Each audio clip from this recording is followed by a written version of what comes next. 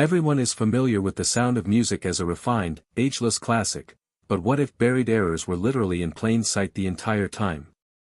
One scene in the film was never cut, and when you point it out, the scene is forever memorable. That tiny lapse is just the tip of the iceberg. From cringeworthy cuts that disrupt the continuity to peculiar details that don't fit, there are startling bloopers scattered all over the movie that mysteriously made it onto the final cut. They're easy to overlook initially, but once noticed, they alter the way you watch forever. The beauty of the film is that it creates a flawless illusion of harmony, but behind the masterfully constructed scenes lies a treasure trove of happy accidents, off-screen wars, continuity mistakes, on-set injuries, improvisations, and even technical failures that now are part of the film's lasting legend. Are you ready to take a closer look? If this kind of story touches your heart, if you're someone who cares about truth, responsibility, and speaking up for the voiceless, please like this video, subscribe to our channel and share it with someone who should hear it. Let's get started. Consider, for instance, the very first shot, one of cinema's most famous images, Julie Andrews spinning on top of a hillside, arms spread wide, as the hills themselves erupt into life with music. One glance at that shot makes it seem so effortless, so otherworldly, as if it were captured by accident, but behind the camera it was anything but. In the mid-60s, helicopter-borne cameras were not normal procedure. To get the sweeping motion that is now characteristic of the film, a cameraman was tied to the side of a helicopter as it flew straight at Andrews. Helicopters, lovely in aerial photography, are deafening in real life. The din drowned out every cue, so Andrews couldn't hear when to start her spin or the first notes. The choreographer huddled on the lawn with a megaphone, yelling her commands over the noise, but even then was often knocked flat by the downdraft. Julie would remember in retrospect good-naturedly how she was flung again and again into the grass, spewing dirt and hay, her hair disarranged, her costume mussed, her equanimity thinning. It required several takes, 6 or 7, to ultimately get the one shot the world now holds dear. Even nature itself was unaccommodating. The green meadow where she twirled was on property belonging to a farmer who had initially consented to leave its tall grass intact for filming. But when the crew came to film, they found he had cut the field down, leaving short, less dramatic vegetation. To accomplish this, the crew improvised scenery, created an artificial stream, and even moved trees for improved framing. The farmer grew more and more enraged, his livestock disrupted by the relentless thump of helicopters, the film crew stomping across his fields. And yet somehow, in the middle of all that tension, that one piece of film got taken, and it turned out to be not just a scene, it turned into the picture that immortalized The Sound of Music. What seemed like haphazard magic was really an illusion painstakingly crafted, a reminder that what seems natural on film rarely is. If helicopters were risky, the ensuing scenes brought jeopardy onto the actors themselves. Accidents molded the film in ways that no one in the audience would ever anticipate.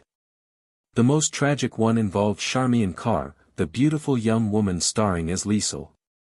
While dancing the legendary 16 Going on 17 duet with Daniel Truitt in the magical glass gazebo, she slipped on the slick floor. At one stage Carr slipped, lost her footing, and smashed through a piece of glass. She had injured her ankle so badly that it needed to be bandaged, but production could not be delayed. The fix? Makeup and costume camouflage. Carr continued filming with her injury concealed, her movements discreetly modified, her smile unimpaired. To add to the complication, the actual Salzburg gazebo was too small to be used for filming, and so the crew built a larger mock-up of it on the Fox lot in Los Angeles. So what appears as a single, unbroken romantic location is really a combination of European exteriors and Hollywood interiors spliced together. Julie Andrews also put her own improvisational stamp on the music itself. In Do Re Mi, she chose to finish on a note an octave higher than notated simply because she could. That off-the-cuff decision provided the song with one of its most thrilling conclusions. Ironically, years later, a mangled throat surgery would deprive Andrews of that upper range for good, but on screen, it remains eternal. Editing also redefined the movie. Whole sequences, Liesl showing Maria to Rolf, or the captain's solo performance of Edelweiss in the garden, were excised for pace. Robert Wise cut mercilessly, building momentum that imparted its flying energy to the story. Behind the spotless continuity we now see were decisions made out of hurt, improvisation, and stern editorial control. When the film eventually opened in 1965, few expected it to become a cultural behemoth. Early detractors were not impressed, labeling it old-fashioned at a time when Hollywood was moving in the direction of darker realism. But the people spoke louder. It was number one at the box office within a month, and it would not budge for months. By 1966, it had dethroned Gone with the Wind as the all-time box office champion. The figures were phenomenal: 283 million tickets sold globally, hundreds of millions of dollars, and records shattered in 29 nations.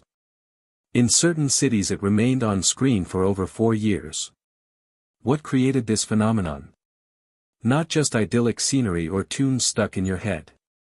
It was the direct emotional appeal of the film: romance, family, bravery, humor, all grounded by Julie Andrews' radiant presence. Parents came back with kids matured bringing along friends, and every screening was a party shared by the community. The songs overflowed from cinemas and into homes, schools, and church basements. Salzburg was a place of pilgrimage, forever linked with whirling nuns and alpine retreats. Despite the skepticism of the insiders, The Sound of Music became a cultural phenomenon, a beacon of hope in troubled times. Casting decisions were crucial. For Maria, Ernest Lehman was adamant there was just one choice: Julie Andrews. But in 1964, Andrews was far from a reliable box office draw. She had just completed Mary Poppins, but it hadn't opened yet. Some executives questioned her photogenic nature, others wanted the more established stars of Doris Day and Grace Kelly. Mia Farrow even tested for Liesl and came close to getting the role. But Robert Wise had seen early versions of Mary Poppins and recognized Andrews' unusual charisma. He signed her at $225,000, a handsome amount but a bargain given that she would soon be earning $1 million per film. Even Andrews herself was guarded. Her first question to Wise was, "How are you going to get all the sugar out of this picture?" She worried that the tale's sentimentality would overwhelm it with saccharine overkill. Wise reassured her that her own down-to-earth sincerity would ground it realistically. She took the job, and history was made. Casting Captain Von Trapp was more difficult. Christopher Plummer first brushed off the role as a cardboard tyrant. He threatened to leave several times. The studio wooed other stars: Sean Connery, Richard Burton, Bing Crosby, Yul Brynner, but none of them were right. Plummer finally agreed only after script revisions deepened his character, showing not just sternness but charm, humor, and vulnerability. He even campaigned for a solo number to reveal the captain's inner life. Though not all his suggestions were used, enough were incorporated to satisfy him, resulting in a performance layered with gravitas and tenderness. His reluctance ironically gave the role more dimension. Filming itself was grueling. The picturesque Salzburg landscape concealed perpetual rain delays. Blue skies on camera were frequently filmed in quick moments between storms. Crews had to transport equipment up muddy slopes in ox carts. Scenes needed multiple takes, occasionally 15 or more, to fit a moving light, wet costumes, or soaked sets. Charmian Carr suffered cold water sprayed from a machine informally known as Mr. Rainstorm, to remain wet for continuity. Julie Andrews was once pulled up a hill in a fur coat in an ox cart to wait for an occasional lapse in the clouds. Christopher Plummer resentfully had his singing voice partially overdubbed, a move that almost caused him to leave. Still, between irritations, the footage came out golden, unblemished by misery just beyond the frame. The love scenes, too, bore their imperfections. The on-screen kiss between Maria and the captain, so sweet and tender, was actually marred by laughter. Every time they bent forward, the arc lights aimed to create moonlight had a peculiar groaning sound, and Andrews and Plummer would burst out laughing. 12 takes were wasted.